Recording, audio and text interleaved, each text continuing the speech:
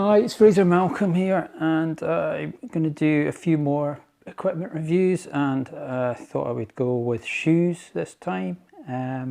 So let's have a look at the new Under Armour range for this year. Okay, so the first one in the lineup is the HOVR Fade SLE.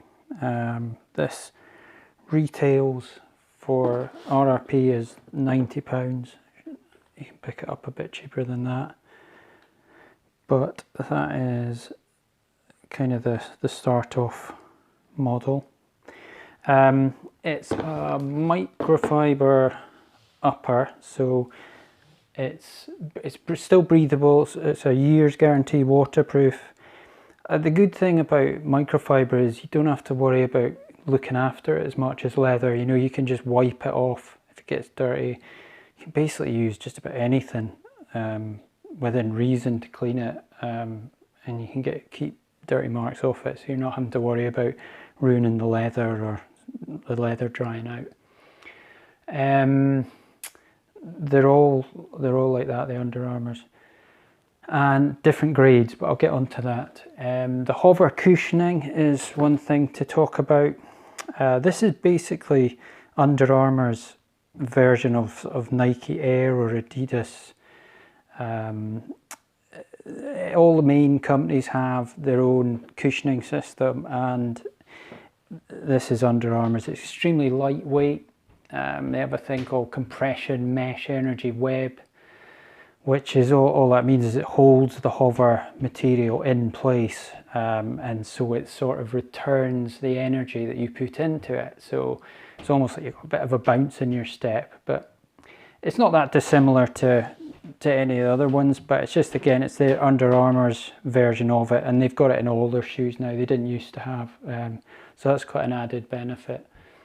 The sole on this is just a molded sole, but they've designed it in such a way, if you just look the way they're shaped and pointing, it's all been worked out with golf in mind, and what goes on in the swing, to try and hold you in place and give you a better grip while you're swinging, but also give you grip that you're not falling over down slopes or whatever.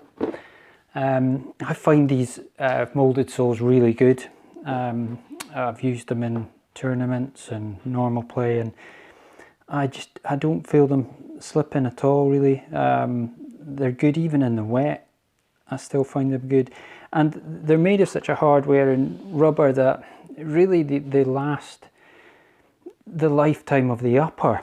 So it's almost that the upper will give out more before the sole will, so you don't really need to worry about the fact that you can replace studs or not. It's got an antibacterial Ortholite X40 sock liner, apparently, which is just designed to be, you know, quite comfortable, but also offers breathability and antimicrobial, so it's trying not to smell too much either over time. It comes in black and white, and the black one just over here, but it's a really comfortable, good shoe, and for the money it's really good, so I'm impressed with that. And then we're on to the Match Play, HOVR Match Play. I should say that these are all wide fitting. Certainly in the UK, it only seems to be wide fit that you get. I don't know whether in the States they have other fittings, but that generally is what they're finding most people end up going for these days, so I think they've just decided to go with it across the board. In terms of weight, I should have just mentioned this one's 352 grams. This one is 400 grams, and the top one is 346. So similar, and that actually is, they're all light.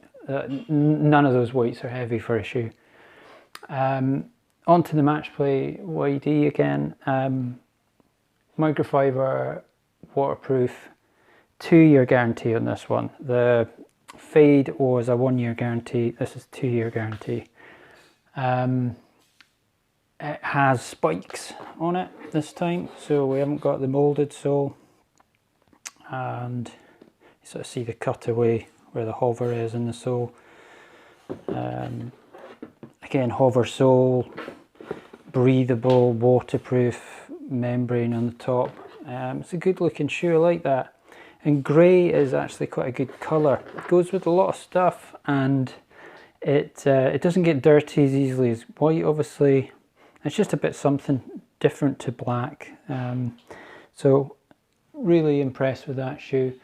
Again, these soles, the spikes are all shaped in a certain way, and that's kind of unique to Under Armour.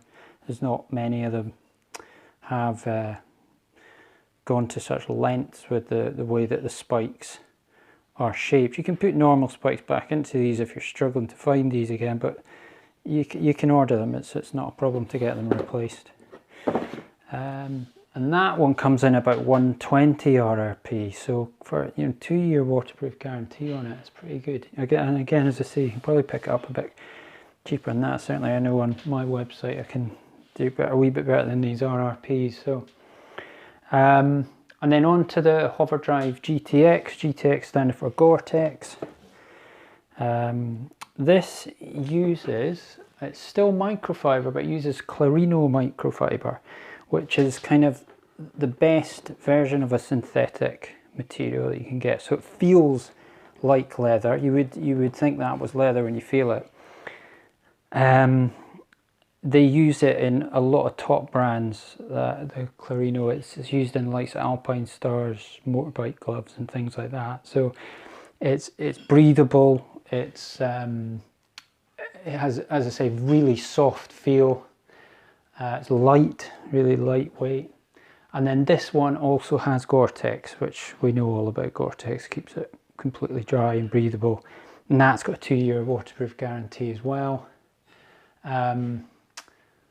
The HOVR outsole, it's got the HOVR, the HOVR sole unit there for the softness and the comfort. Again, very similar throughout the range for that. And then it's got a very similar sole unit to the other one, the Match Play. And again, with those spikes that are going in the directions that you need them to resist the forces that you create when you're swinging a golf club. This has a cork kind of insole, I can't quite get it out there, but again, just designed for comfort, breathability, wicking away moisture, that sort of thing. So it's keeping you nice and dry in there. And as I say, 346 grams, so that's the lightest of them. So that one's coming in RRP 150. Again, I can do a bit better than that, and some other places might be able to as well, but don't want to worry about them. Obviously, any Glen members that are listening to this, you get your 10% discount as well on these, so you can have a look on the website for that. Let's have a look. That's probably all the kind of information you need on the shoes. I'm just going to slip them on now and just give you my first impressions of what they all feel like. In terms of the difference between them. Okay, so a little bit of a try on now. I'll start with the fade, and I've got an 8.5 UK here, so that usually is the sort of size I go for. It depends a little bit. Over the years, I remember buying 10s and things like that, but I used to wear out the back of the heel unit, and I was sort of advised quite early on as I became a pro, said, get a pair of shoes when you buy them that are snug feeling, so they don't feel like there's movement in them when you're in the shop, because inevitably, whatever material they are, some more than others, they'll give a bit. I mean, it's common sense really, but I think sometimes people buy them because they're easy to get into and really quite wide when they get them in the shop, and actually sometimes better going down half a size, even a size sometimes. I mean, my shoe size varies in golf shoes from make to make, from 8 sometimes to 9, but it's 8, 8.5, and I never really know until I try them on. So that's an 8.5 in the fade, and that feels really soft. Yeah, it does. It feels really soft. You can feel the hover when you push into the heel there, sort of bouncing back. And straight away you could go out and wear them. You know, they just feel really soft, comfortable. They're good. And size-wise, you know, I've got a little bit of room. I could almost go down to an 8 in those. So you shouldn't always assume that you know what your size is going to be. And then if we just stick quickly the match plays on, this is the middle one. This is an 8. So, and I'm a fan of grey. I think it's a, as I said earlier, it's a good colour. Just you stick it on with anything in it and it goes, and yeah, it just that a little bit more resistant to looking dirty too quickly. You know, the grey just covers it up a bit, and that feels a better fit for me. That I would go for the 8. I'm assuming it would be similar in there. Now I wouldn't class myself as having a wide foot, but that feels perfectly acceptable. And it says wide, but it's just a normal fit. Yeah, I like that shoe. I mean, out of them all, that might have been the one I'll go for. Simply because it's grey, and it's I quite like the spikes. I don't mind really too much whether it's spikes or moulded, but there's something about that one. It's just a little bit different. And then the Gore-Tex one, I suppose if they did this in grey, I might have gone for that. The Gore-Tex would have appealed to me a wee bit, even though the other one's 2-year guarantee anyway. Well, straight away you can feel that with that Clarino synthetic feeling softer. That definitely feels softer. The others were really nice and comfy, but you can just notice it a little bit.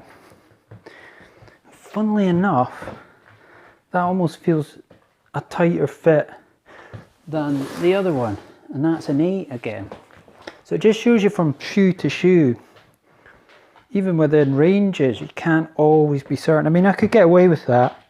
It would give a little bit, so I could still go with the 8 in that, and that's what I'd probably do. But yeah, I mean, the sole units all feel the same. You can press down on that hover right through from the beginning to the end. They all feel very similar.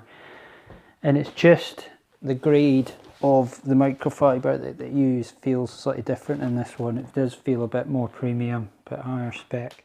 Okay, so that's the Under Armour 2020 range. Hope you enjoyed the review. And if you've got any questions, put them in the comments. And remember to subscribe if you can. Thanks.